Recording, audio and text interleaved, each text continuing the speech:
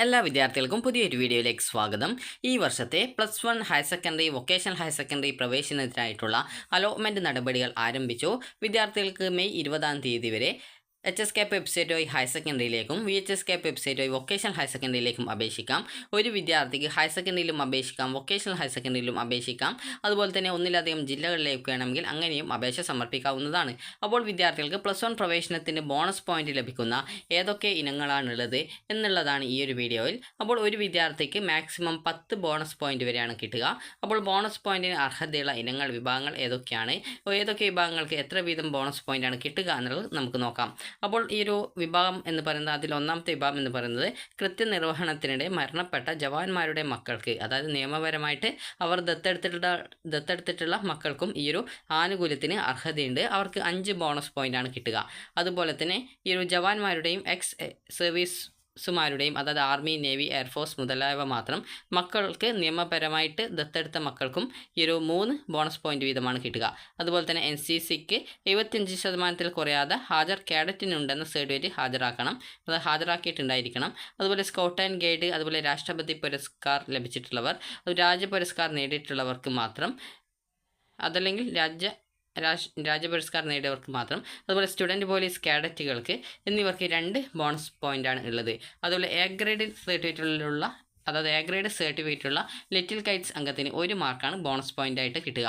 അതേ സ്കൂളിലെ വിദ്യാർത്ഥി, അതായത് നിങ്ങൾ ഇപ്പോൾ ഈ ഒരു +1 പ്രവേശനത്തിനായിട്ട് അപേക്ഷ സമർപ്പിക്കുന്ന സമയത്ത് നിങ്ങൾ ഈ ഒരു 10ാം ക്ലാസ് പഠിച്ച സെയിം സ്കൂളിലാണ് അപേക്ഷിക്കുന്നതെങ്കിൽ നിങ്ങൾക്ക് 2 ബോണസ് പോയിൻ്റാണ് കിട്ടുക.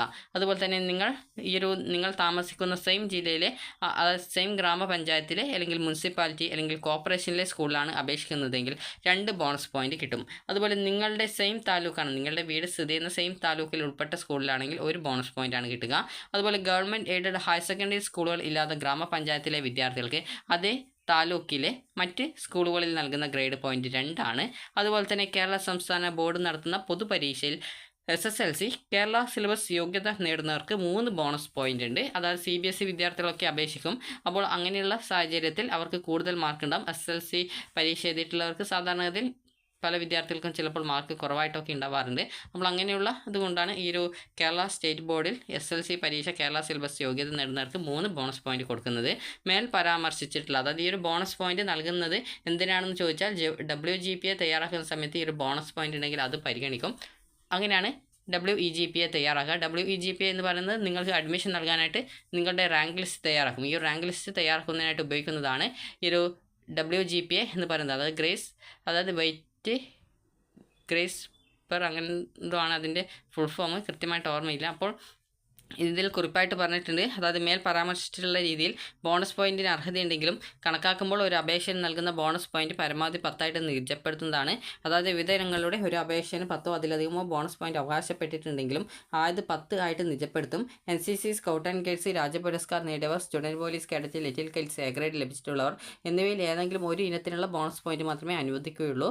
അതുപോലെ രണ്ടാമത്തെ കുറിപ്പ് കൊടുത്തിട്ടുണ്ട്, 10ാം തരത്തിൽ ഗ്രേസ് മാർക്ക് ലഭിച്ചിട്ടുള്ള അപേക്ഷകർക്ക് NCC, scout and guides, Rajya Puraskar നേടിയവർ, student police cadet, little kites, A grade ലഭിച്ചിട്ടുള്ളവർ എന്നിങ്ങനെ ബോണസ് പോയിന്റിന് അർഹത ഉണ്ടായിരിക്കുന്നതല്ല. അതുപോലെ മൈനസ് പോയിന്റ് ഉണ്ട്. ആദ്യ തവണ തന്നെ യോഗ്യതാ പരീക്ഷ പാസ്സാകാത്ത അപേക്ഷകരുടെ ആകെ ഗ്രേഡ് പോയിന്റിൽ നിന്നും ചാൻസ് 1 പോയിന്റ് എന്ന തരത്തിൽ കുറവ് ചെയ്യും. എന്നാൽ ആദ്യമായിട്ട് SSLC പരീക്ഷ എഴുതി വർഷം തന്നെ സേ പരീക്ഷ എഴുതി വിജയിച്ച് അപേക്ഷ നൽകുന്ന വിദ്യാർത്ഥികൾക്ക് മൈനസ് പോയിന്റ് ബാധകം അല്ല. അപ്പോൾ നിങ്ങൾക്ക് ഈ ഒരു വീഡിയോ ഉപകാരപ്രദമായിട്ടുണ്ടെന്ന് കരുതുന്നു. അപ്പോൾ ഈ ഒരു ബോണസ് പോയിന്റ് എന്ന് പറയുന്നത് നിങ്ങളുടെ ഈ ഒരു റാങ്ക് ലിസ്റ്റ് തയ്യാറാക്കുന്നതിന് വേണ്ടിയിട്ടുള്ള WGPA തയ്യാറാക്കുന്നതിലേക്കായിട്ടാണ്. അപ്പോൾ വിദ്യാർത്ഥികൾക്ക് ഈ ഒരു വീഡിയോ ഉപകാരപ്രദമായിട്ടുണ്ടെങ്കിൽ ലൈക്ക് ചെയ്യുക, ഷെയർ ചെയ്യുക. Thank you for watching.